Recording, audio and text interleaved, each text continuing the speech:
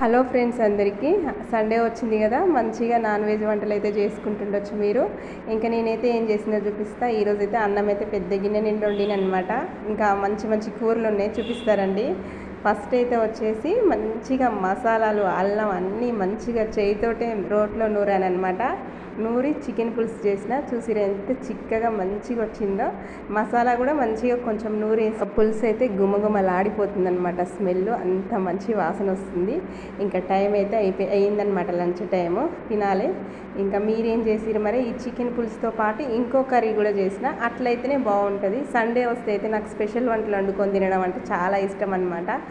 ఆదివారం రోజు ఎప్పుడైనా ఇట్లనే చేస్తా. ఇంకా ఆ తర్వాత చికెన్ ఫ్రై అనమాట. మంచిగా ఇంకా బోన్స్ లేకుండా మెత్తటి పీసులతోటి చికెన్ ఫ్రై చేసిన. ఇంకా ఈ చికెన్ ఫ్రైలో కొంచెం లెమన్ రసం పిండామంటే సూపర్గా ఉంటుంది అనమాట. తినేటప్పుడు మస్తు టేస్ట్గా ఉంటుంది పులుసు. ఈ చికెన్ ఫ్రై వేసుకొని తిన్నామంటే ఇంకా ఈరోజు వచ్చేసి నా వంటలు అయితే ఇవన్నమాట. ఇంకా చికెన్ కర్రీను ప్లస్ చికెన్ ఫ్రై అనమాట. ఇంకా మీరేం చేసుకురో నాకు కామెంట్లో తెలియజేయండి. మీకు నా వీడియో నచ్చితే తప్పకుండా లైక్ చేయండి ఫ్రెండ్స్, సబ్స్క్రైబ్ చేయండి.